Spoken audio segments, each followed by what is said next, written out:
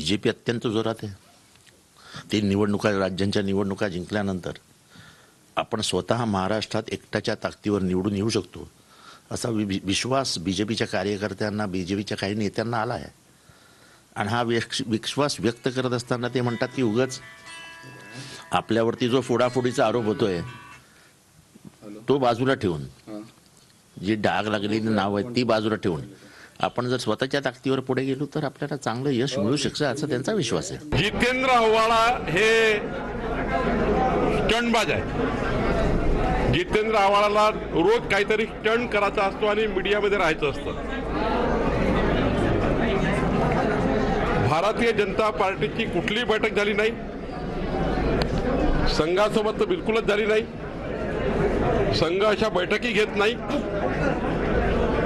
आणि कोणताही असा निर्णय नाही। भारतीय जनता पार्टी ही महायुतीमध्येच लढणार आहे। ही बैठक झाली ही तुम्ही कुठल्या आधारावर, म्हणजे काय कोण कोण नेते तुमच्या माहिती? ते असं प्रत्येक गोष्ट तुम्ही सांगता का तुमचे सोर्सेस? मी सोर्सेस नाही विचारताय, कोण कोण नेते होतं, तुम्ही सांगता का तुमचे सोर्सेस कधी? कुठलाही पत्रकार सोर्स सांगत नाही, कुठलाही नेता सोर्स सांगत नाही कधी की मला कुठल्या मंत्र्यांनी सांगितलं।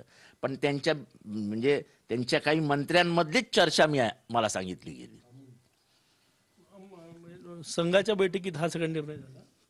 आता मी जे ट्विट केलंय त्या ट्विटमध्ये मी सगळं लिहिलेलं आहे, त्याच्यावरती माझ्या तोंडातनं काही निघेल अजिबात निघणार नाही। कुठेही कान नका लावજો ना। मंत्र्यामध्ये काय चर्चा झाली, मंत्री काय बोलले, तुम्ही का कान तिकडं हे लावता? तुमच्या पक्षाचं अस्तित्व संपलेलं आहे, त्याच्याकडे लक्ष द्या। उभाठा गट असेल किंवा शरद पवार गट असेल, यांच्या पक्षाच्या अस्तित्वापेक्षा इतरांच्या घरामध्ये डोकवणं जास्त इंटरेस्ट आहे, म्हणून हे दिवस आज त्यांना पाहायला मिळत आहेत।